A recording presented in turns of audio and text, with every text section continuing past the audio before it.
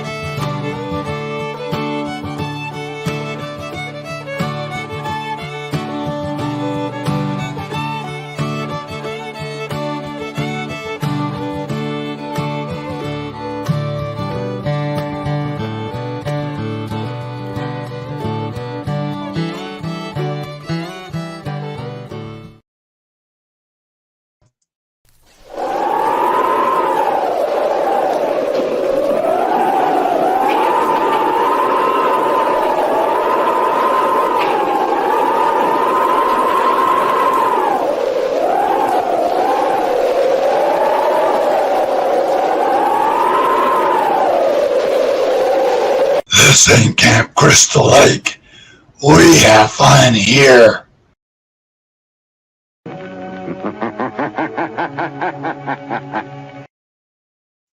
Good evening, everyone, and welcome to the Midnight Ride with Grayman Prepping. I hope you're having a wonderful Halloween day. And how's everybody doing out there?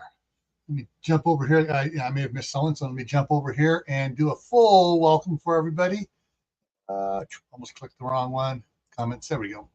All right. So what we have here. All right. So first one in was Shady Hill Homestead, followed by Walt Rogers, then Phelan Klein Wolf, Mother Earth Garden Club, Prepper for the Ages, and a little chit chat going on there. Gunslinger Outdoors came in, Chef Tech, Kaylin Strain, Mad Chick Acres, Diana 2, Sula Dean. It's the Marshmallow Man's here. He gifted 5 memberships. So hang on a second. Let me jump over on the other screen here and see who got those 5 memberships. There it is up here. All right. So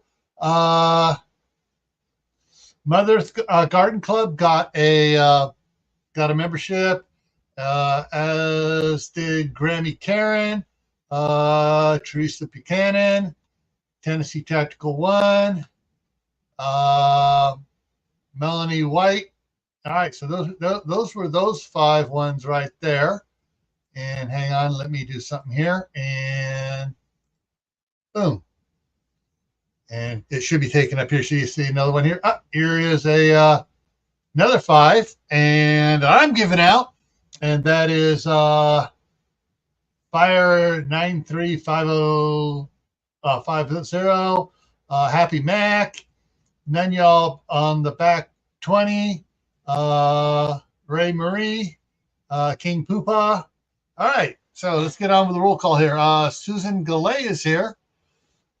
Tammy Harder's here. Moon Over Miami. Cold War Preppers in the house. Shawnee is here.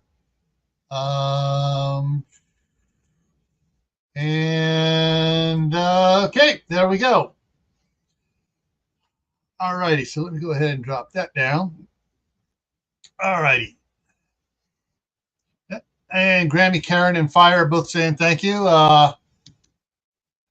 And that was one from me and one from Lewis. It's the Marshmallow Man. All righty, so let's let me get rid of this other thing over here, the PowerPoint, because I don't need that anymore tonight. And let's take a look-see here at the news before we get to Halloween stuff. Of course, some of the news is this a trick or is this a treat? So let's get down here. Come on, get me down in here to the patch. You only got 4 ones worth sharing. All right, so from California, leading the way in stupidity again. First, they did the $25 an hour minimum wage for fast food people. Now they're doing a $30 minimum wage. And let me get in and see who all it's for here. All righty. So just like all of California, not all of California, it's the Los Angeles considers a $25 and $30 minimum wages for hotel and airport workers. Well, there goes the price of hotels, which is going to make more people reconsider going to LA to for the vacation. And there's another this article actually this email had 2 on it. I didn't see the other one. This was one of the big ones on it here that they posted once I opened it up. It said $30 minimum wage. California businesses, a Trump proposal could spell danger for the wine industry and a region's largest mall up for auction. Anyways, goes to some other stuff, but the Trump one, uh, Donald Trump made a comment, and the from everything I can tell, it's not the winery screaming. It's the, oh, we gotta protect the wineries, idiots. Because just about everybody at the winery isn't a illegal alien. They do, they're seasonal. They know that it's a specific way of harvesting the grapes and stuff, so they know this stuff. And they're saying, oh, if Trump makes California round up all the illegal aliens and ship them out, that's going to devastate the wineries. No, it's not, because the wineries have for years been following the California rule that Newsom set aside, but it's still law, that they have to verify that they have their green card if they're not a U.S. citizen to be able to work. And Ryan the Gamer just came in. All right, so that's the one there. Let's look at other email here. This one is a stupid one for Contra Costa County in California. They got a $15.9 million grant to fund 27 zero-emission county connection. That's the county, public transit buses. And I'm like, what the heck are you guys thinking? Because they just bought a whole bunch of more fuel-efficient diesel engines, but all the diesel engines now diesel buses are outmoded, according to the article, and need to be replaced, but they're only 2 years old. Well, if they're worried about that, Caterpillar is making diesel engines that also run off of hydrogen, which is a lot safer than the lithium batteries they put in vehicles. Make them run on hydrogen. Well, the other part of this is, I want to get the exact number, so let me run in here real quick through the article. I read through this thing twice before. It's also the project proposes installing a 90,000 square feet of solar panels and a microgrid battery storage facility to support the acquisition of zero-emission buses. Problem there. So basically what they're setting up, from what I can tell, and the reading real hush, that's exactly what they mean by microgrid battery storage facility. Sounds like they're going to have battery things where the bus pulls in, it's down low, they just pull the battery out, plug a new big one in, close the doors down, and off they go again.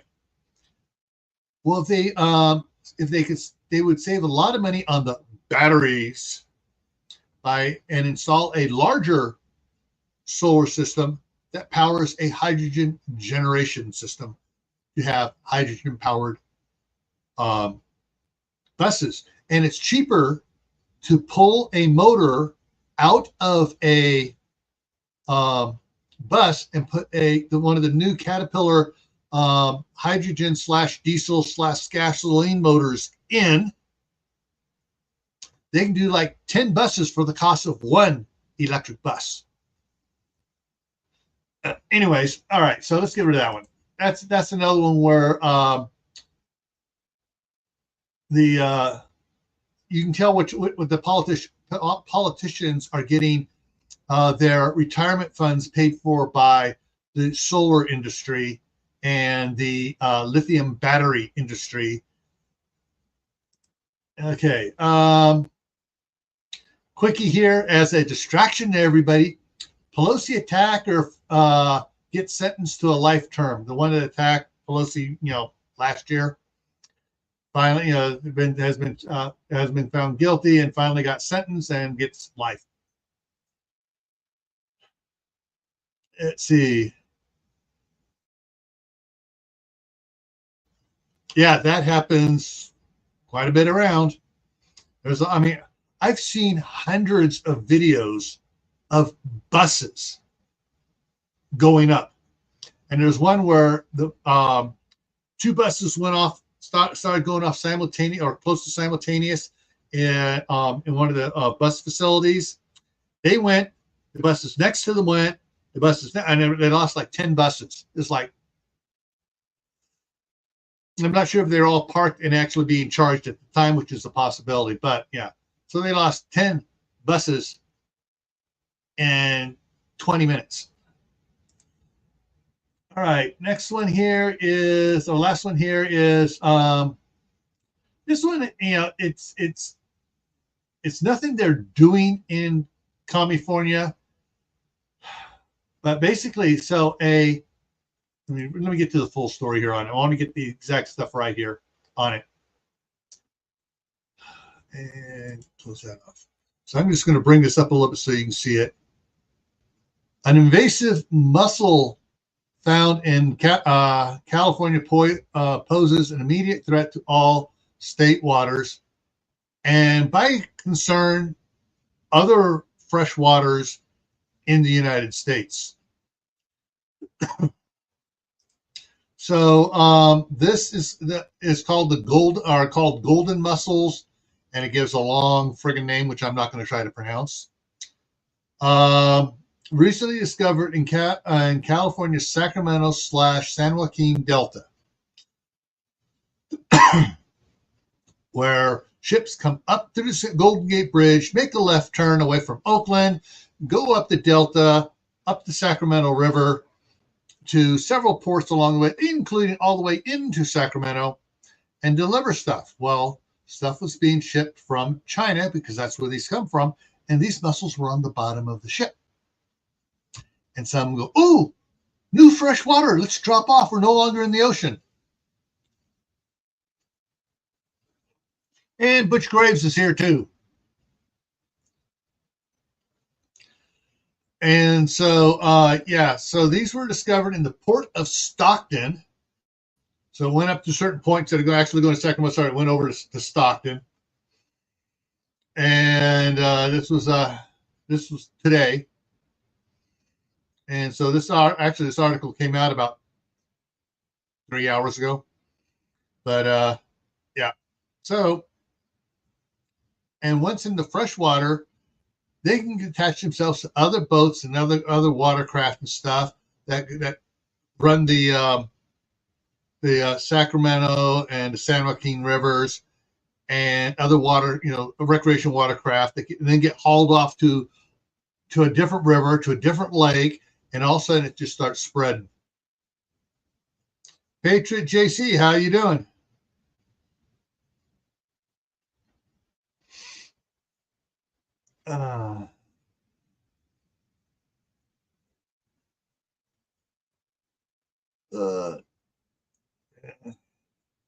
All right, so let me go ahead and close that off and go back there. All right, so that's the news for today. So let me switch this out here. There we go. Get us into the graveyard again. Bushcraft family, how's it going? So, how's everybody dealing with their Halloween today? For me, my daughter had to work. This was the first day of her week of working. She works 1 week a month, part-time. But so I had all 4 grandkids over here again. And let's see, I had Thor. No, not Thor. I had Iron Man, Captain America, and the Hulk. So the 3 younger ones were all in costume, padded costumes, bulked up and stuff. And the Hulk, the youngest one was the Hulk, and he was buffed up bigger than the other 2.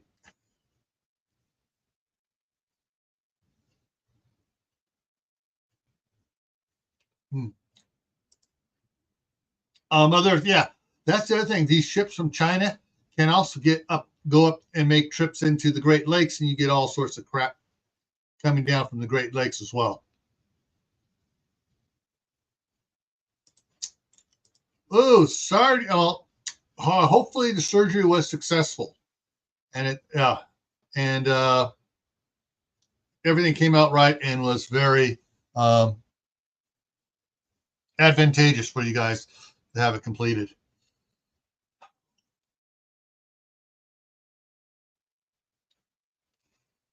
All right, I got to get something up here set here up. Okay, get that one set up.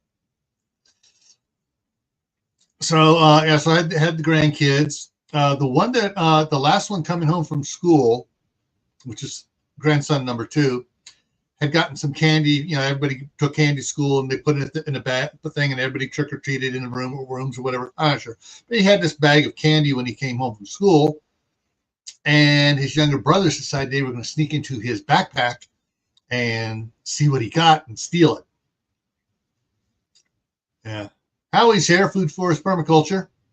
So yeah, I was dealing with candy thieves again.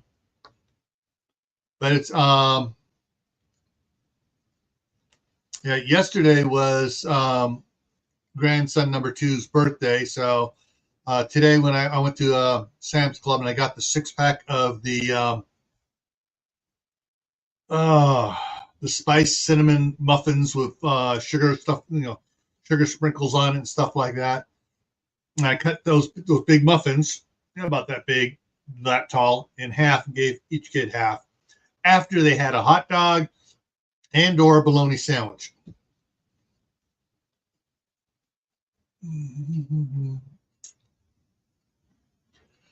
All righty. So Halloween to me used to be one of these days after the staff sergeant's here, we may start doing some stuff again here. From the time I was 11 years old, we put on a haunted house called Spook Alley every year. And so this started, let me count back at 57. From 1968 was the first year we did it. So, and every place we moved, we took everything with us and we set it up in different places. And every year it grew bigger and bigger. So the last year we did it was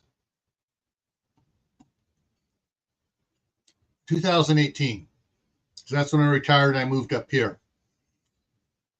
But let me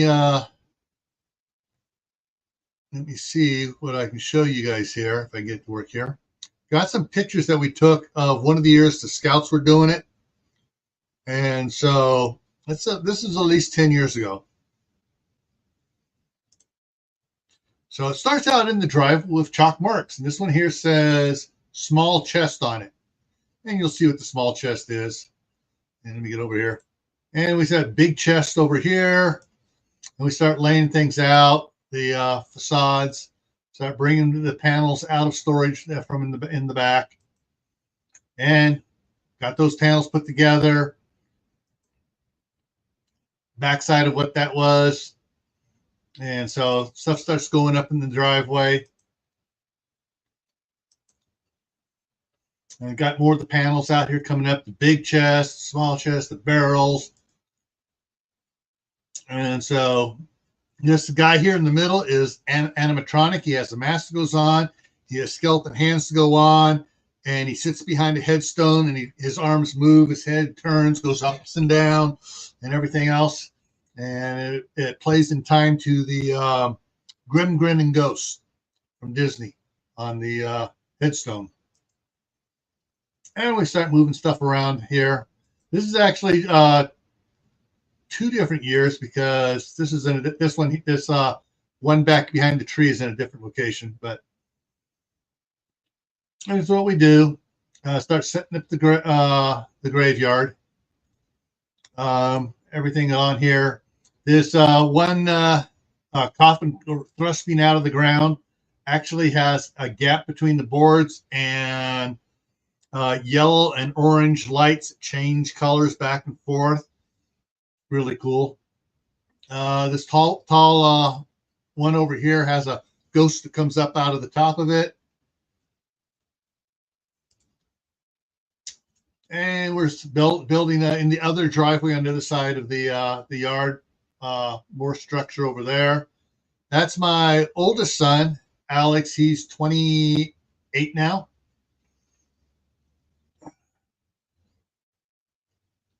or he will be 28 next month.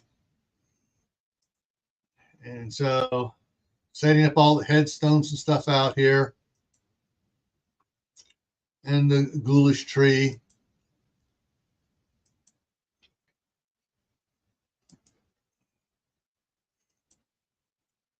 Getting ready for the Pirates Cove. And this takes about 3 weeks to set up. I start setting it up about middle of September, laying stuff out and dragging stuff out, and then we really go whole hog about the 1st of October. So by the 15th, it's set up, and then we start running tours through it. So it's getting bigger and better.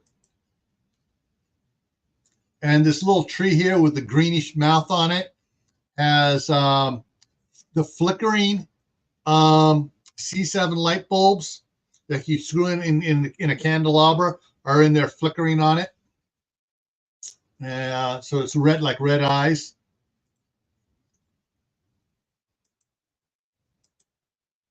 And the scouts are over helping out. And several nights, all the proceeds went to the scout troop. And we're changing up the facade on some of them, scraping off some of the, we sprayed adhesive and put on this roll-out plastic stonework. Didn't work too good. So everybody's painting.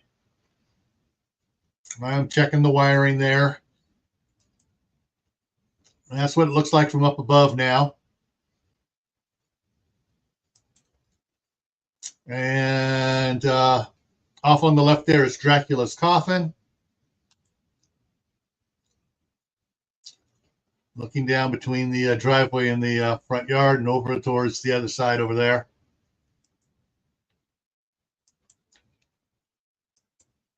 This is the control center, which my oldest son, you saw there earlier, he sits at. There are 5 TV monitors here.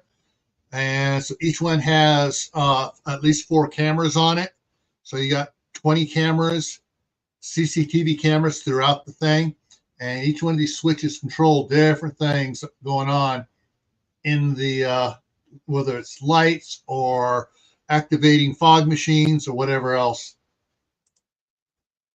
Then we have some remote control thing. We just run an extension cord out. We plug in the unit on it, and we can control it remotely from here. So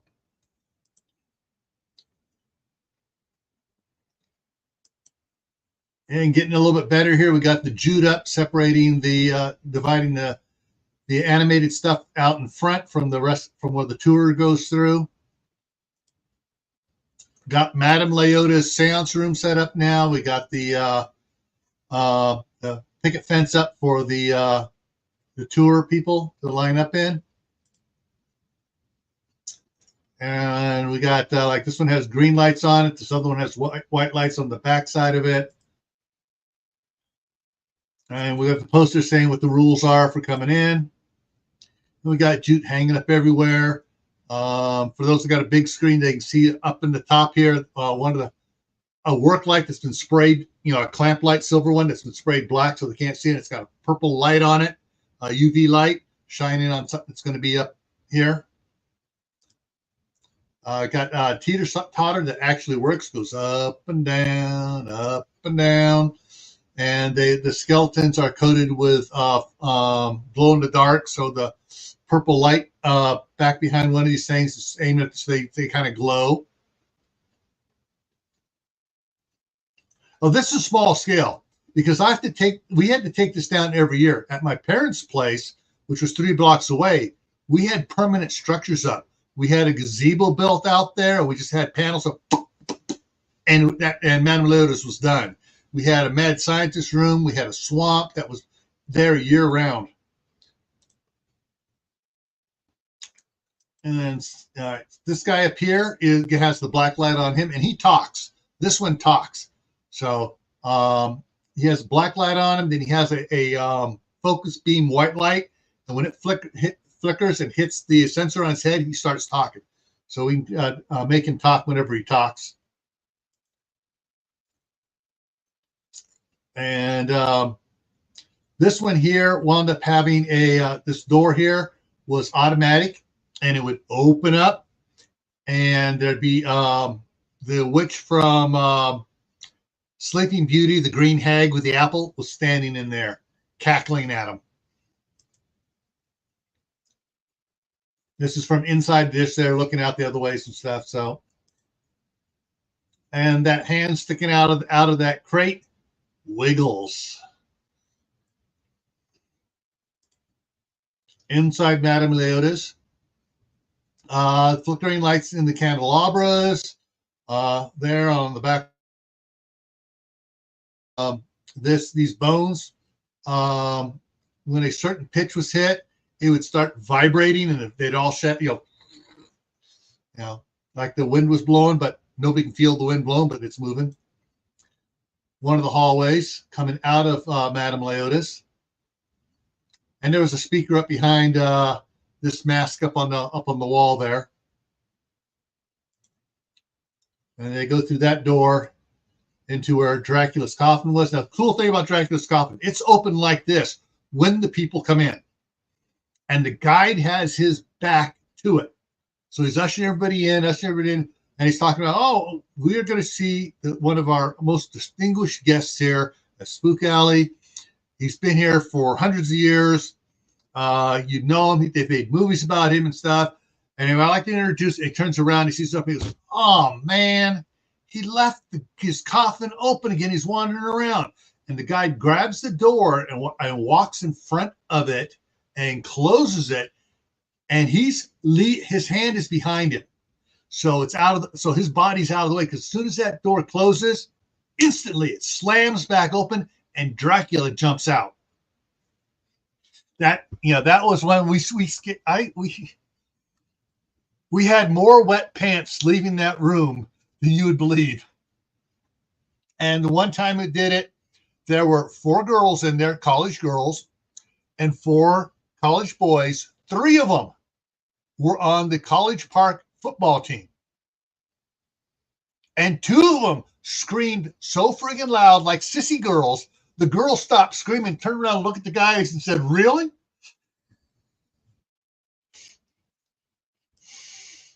From there, they go up in the hallway. Right now, you can see it's blank. We're still constructing things. These lights actually worked.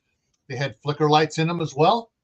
Only the bigger ones, the C9s. And there it is with stuff on the walls. These busts moved and talked. There was a light inside here, and a ghostly apparition appeared on the face of the urn. This coffin here, this is a coffin, would go. We have hands coming up around it, so it looks like someone's trying to get out. And we had real live people sitting in these chairs, dressed up like dummies. That would suddenly start moving.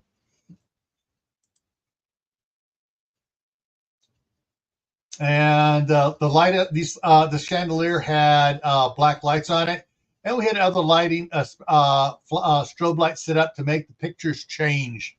The pictures change when the strobe lights hit it. They changed from normal-looking people to ghoulish apparitions. And this head in the globe would suddenly start talking and moving. Like that. And go into another room, and okay, we're entering we're entering Blackbeard's room, and we had several skeletons and pirates chained up in there, and you'll see the pirates that come to life. And they leave from that, and they come out into the graveyard. This is the sarcophagus that opens, and a demon comes out of with all sorts of flames and fog, and yeah, scary stuff. And this is a spider web we built, and there's a black light down there, so all the white nylon string glows, and the pieces of the spider there glow. But yeah, this thing here was heavy. Took 3 of us to put it up on piano dollies to roll it around. And once we got to the dirt, we had a couple hand trucks. We'd pick up the sides, and one person would guide it while the other 2 steered it. So And coming around here, this guy here would disappear and pop back up and talk at the people, remote controlled on pneumatics. There's the guys, the hand that moves again.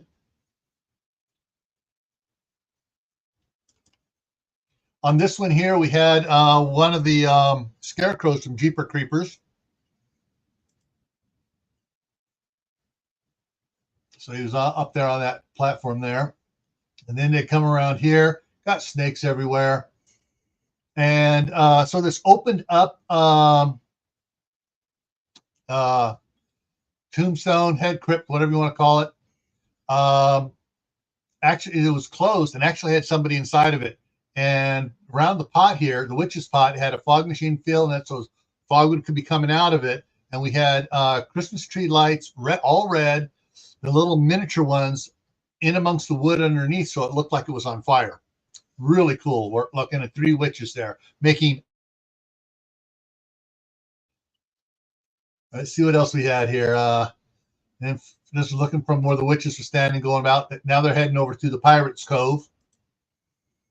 And before they enter the Pirate Cove, the little one talks, and there's a speaker behind the demon dog, and it's growling all the time. And then they're coming up into Pirates Cove. And so we're setting the Pirates Cove with all sorts of lovely trinkets and stuff in here. And then they head down into here. The captain here in the white shirt actually had a big speaker in his throat, and he did the quotation from Pirates of the Caribbean, where you're riding the thing before you go down the waterfall. You know, it'd be too late to turn back now. All the other fun stuff. And he had several things that they could play from up at the control room. And the lanterns were battery powered. And so people would always come around the corner and look around the corner to see one of the guys there. And let's see, the guy and the one down here, you see, if you've watched some of my previous, last year, I had him sitting back here behind me. The one here, pirate in the chest there, is the one rips his head off and screams at you. And go around here, and we got real people in costumes with skull heads that look fake. So everyone thinks it's a stuffed dummy. Imagine where that goes. And then they and this the top of the chest moves up and down a little bit. It's got light. It has gold lights around inside that you can't see, but illuminates all the gold and jewelry and stuff there. Really cool effect. And the guy here in front, when you get close to him, he has a sensor on him, and he starts talking smack to you.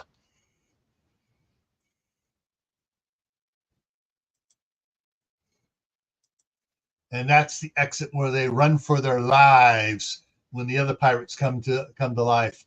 Going back through it, taking pictures again, going back. There's the control room up there. At night, you can't see up there because all the lights coming down are aiming down at you, and you're blinded. What lights there are. Snakes around. Anyway, go back one here. I don't know if you can see it over here on the right where my cursor's on the left where my cursor moving is a hanging little cauldron pot that is set up with flickering flames in it. Really cool. So looking back down again, now more stuff's up there. You can see we're going into Pirates Cove there. All right, people are showing up here.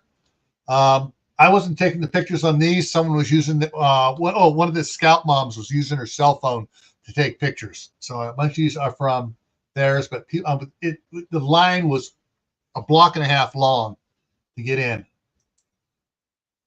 And try and take pictures and all the different lights and stuff and everything moving around. Okay, so the fuzzy pirate there in the front, that's my nephew. He's been doing it since he was 2 years old. He's been working in Spook Alley since he was 2 years old. And he was one of the guides taking people through. That's one of our creepies wandering around. And the creepies scare the crap out of people because they don't say anything. They just walk up and just kind of get right in your next to you, and you turn around. Oh shit! What's that? So we got a line of people coming, lining up out front, queuing up. There are the moving pirates that get up, and I got better pictures of them. This little pirate with a red hat on, that's my nephew's son, and he's been doing it since he was 2 years old.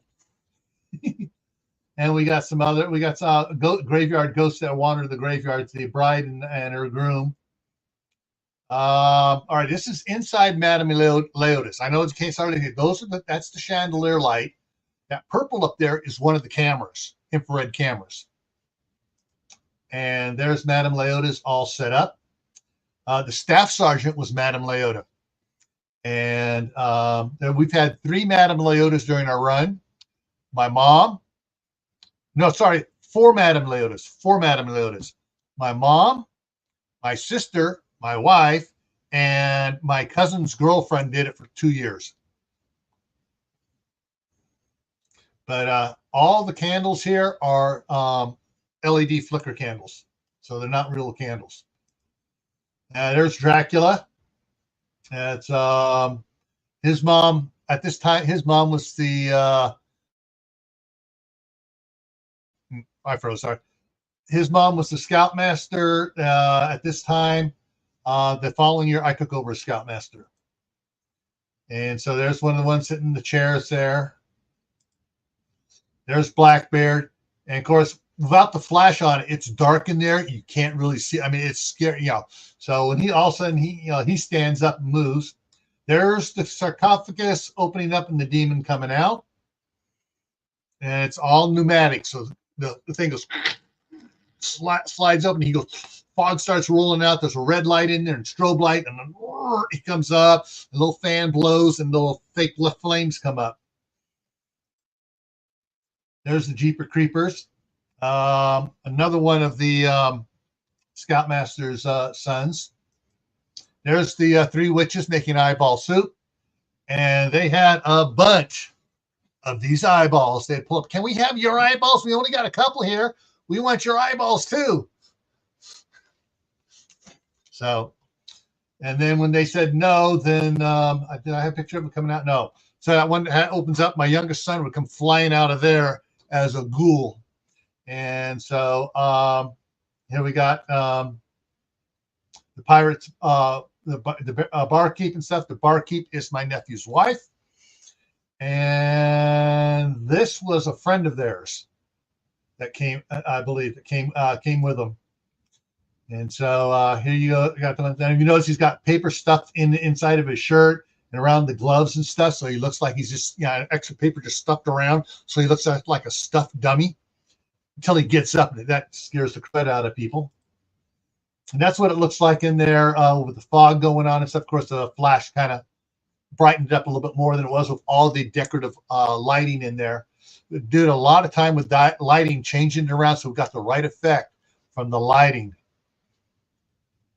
And so here's the cast again. There's my nephew there. There's his son, his daughter, the staff sergeant there, and which one this? Oh, that's one of the scouts there. The one in the back with the bow tie is one of our old-time guides that came out to help us. And the boy right there looking like he's ticked off at the world, that's my youngest. That's the one that was the demon inside there at the thing, come flying out and just chase the people into the Pirates Cove.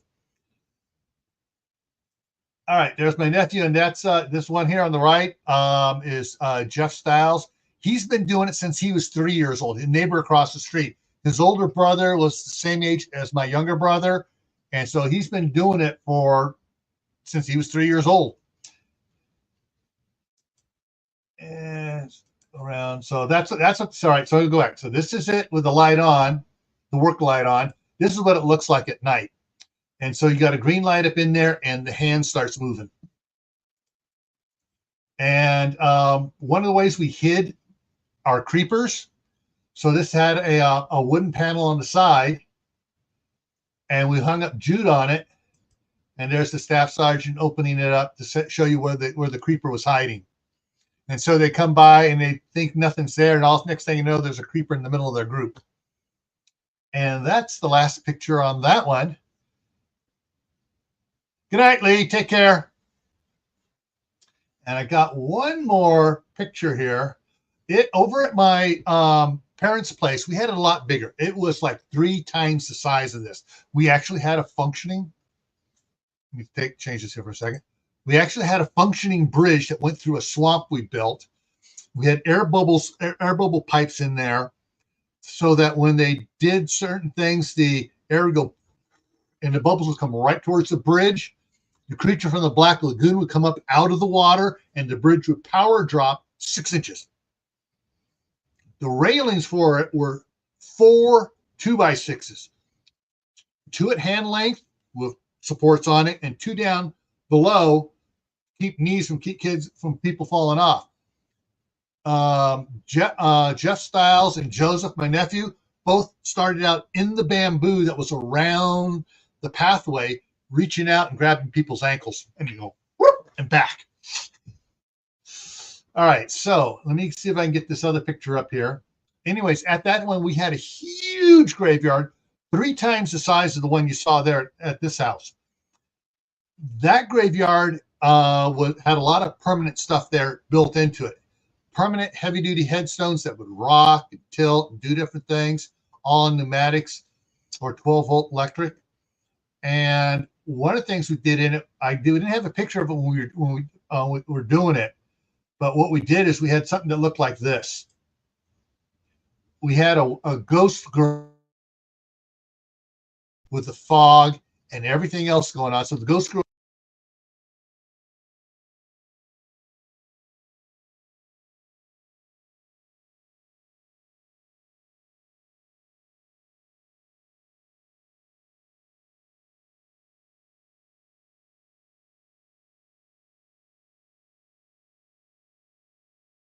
losing everything here. To see if I can get my screen setting back here.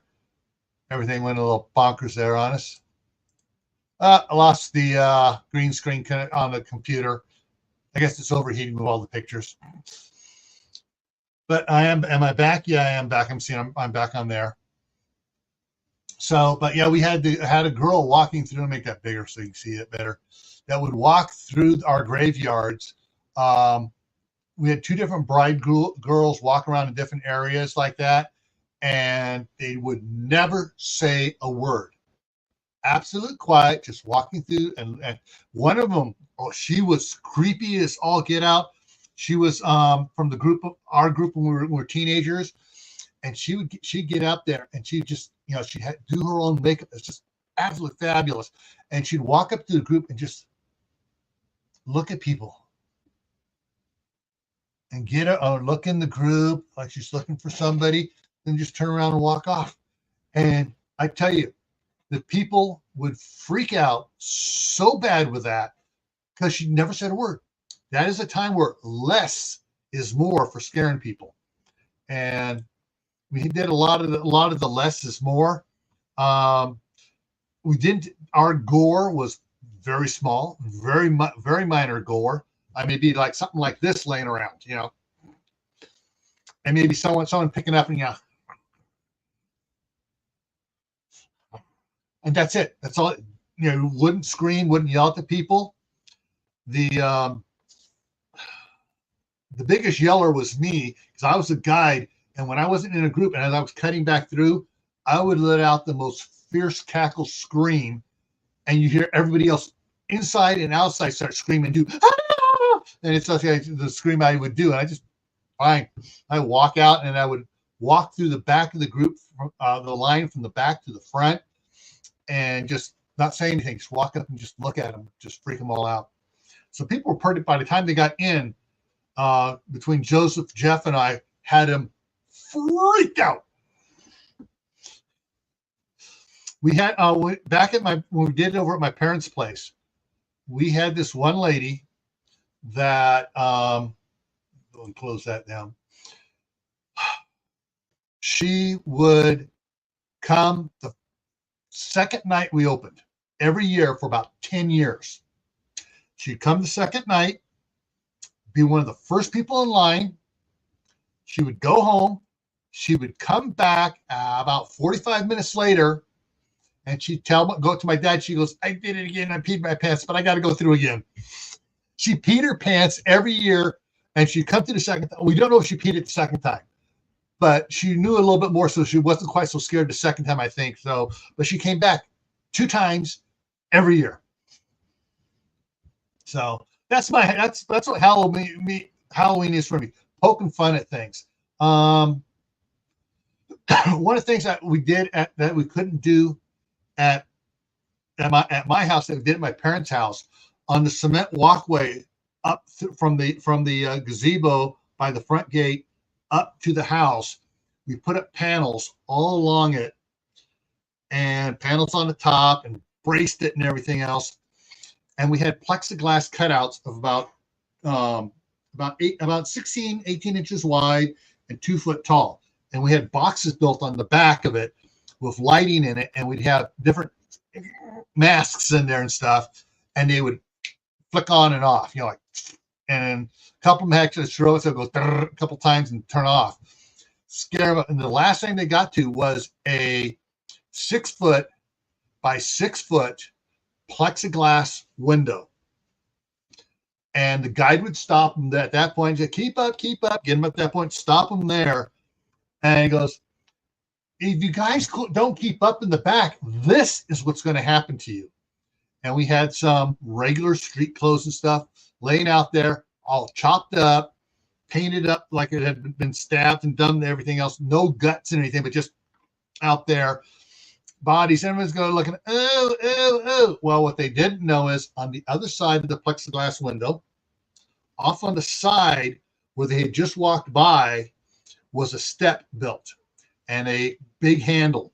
And there was either Jason, Freddy, or Michael Myers on that platform. Pros, they would be sitting there waiting, and at the right time, the guide would shine his flashlight up just a little bit onto the stuff. That was the signal to swing around and almost face plant against that plexiglass with the knife in hand. Whack! The first time we did it, they nearly knocked down the wall behind, and so we had to immediately braced it up. Grabbed some of our extra people over there, and they started putting in stakes and 2x4s and stuff and bracing up that wall, because they hit that wall so hard trying to get away from.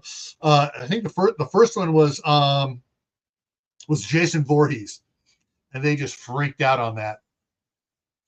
But yeah. And all this, we had another coffin that was cool. We called it the 4-way coffin, and we'd make people do magic at it. We also had some storm grates that we picked up off of a job where they were ordered the wrong size, and they said they were going to throw them out. Well, we'll take them, and we just had them on the walkway. They had to walk across those, and we had air hoses down below them. But people gathered up around this coffin, and we get a little kid to come forward. Ready, go over and go abracadabra, open sesame. Kid, no. Finally, go abracadabra, open sesame, and the coffin lid would slowly open up. And we have red lights shining and stuff, and they'd look down inside there, and they would look at what was in there, go, oh wow, and then someone goes, he's breathing. I had a little 3/4 inch stroke air cylinder built into the chest of the dummy, and it would go a little bit, but it would go a little bit, but it was going fast. I go, no, that's just his heart beating. He's been dead 300 years, but his heart doesn't know he's dead. All of a sudden, it would sit up, and when it sat up, then the head would turn and look at them, and then the air hoses would go off. So, hey, Jeremy, how's it going? But yeah, so that we would just really, we had a great time. When it was the last year I was at my parents' place, the line went up to the corner, down the street to the next corner, around to the next corner, and partway down there. It was an hour and a half wait to get in, and we ran for 4 hours. It was like I'm trying to remember what I think that year Halloween was on a Sunday night. So we ran 4 hours Thursday, Friday, Saturday, Sunday. The week before we ran Friday, Saturday, Sunday. And yeah, it was all but the week of Halloween, it was insane. All right, Mother's Garden Club, have a good night. So that's what our so I got to scratch my back. My grandkids call this the back scratcher. They'll actually say, "Where's the back scratcher?" They'll go up behind me and they'll start scratching my back with it. So yeah, that's what Halloween is for me. It's poking fun at people being scared of nonsense. And yeah, it's one of the things we have fun doing just for years and years. Well, we had the coolest mad scientist table at my parents' place. It was 7 foot tall, 3.5 feet wide, had holes drilled in the table where those little condiment things you see at the salad bars would fit in there, and have spaghetti with meat sauce on it and mushrooms and other things in there. And generally the monster was 6+, plus the high lift shoes we had for whoever was being the monster. And that table would sit there, and he'd try zapping it, and it would wiggle. Finally, it would wiggle a little bit. Everybody go, ah! All of a sudden the table would go and stop at about that angle. But it was going that fast. It launched him off, and he came off. Yeah. A lot of wet pants and wet trails left that the mad scientist room. All right, folks. Thank you for sharing Halloween with me, and hope you gave some ideas for you to do on yours. I had a list of a whole bunch of cool yards here that if I ran out of time, I was going to share with you. What I'm going to do is I'm going to go back, and in the description of this video, I'm going to put a list. Well, let me just show you. Halloween yards. These are all reels on it. Haunted houses, stuff for haunted houses where they actually go through. I'm going to put the links to all of these if you guys want to look at them. There's somebody else's stuff. You can go look at those. Those are real cool. But so those will be put into the link here later on. So coming up here, where are we here? All right. So tomorrow on Camp Patton Family Compound, we're going to talk about winterizing your livestock. Things you can do to help your livestock be comfortable for the winter and survive the winter. Saturday, back here on Gray Man Prepping, get ready for another panic run on supplies. We're going to talk about why, what, and everything else. So these are back scratchers. Actually, I saw one, but they were insanely expensive. They had it where the hand was partially cupped, and so it actually worked as a good back scratch. Oh, it was good too. And the arm was a little bit longer, so it had the elbow on it. It was broken above the elbow, so you could really reach all the way down and get good. I think it was something like $35. And I was like, no. So I didn't get it. I got this for $4.99 day after sale at Spirit. So let's see. So Saturday, get ready for another supply run. Monday on Camp Patton Family Compound, we'll talk about air drying and hanging herbs and dehydrating herbs, a little bit continuation from last week, and root vegetable storage and things like that ways to store stuff for the winter, except for those in Florida, because their wintertime is their growing season. They're just getting stuff growing right now. Next Tuesday here on Tactical Tuesday, that's election day, and it's going to be kind of an open chat type thing. If anybody wants to come up, we can talk about stuff. But I'm titling it, Get Ready for Stupidity, Election Results. Because no matter who wins, the other side's gonna go act stupid. And no matter who wins, the one side is going to act stupid. You know who I'm talking about? Auntie and her people who matter friends. So, everyone, I hope you had a an interesting night tonight. I want to leave you with a couple things.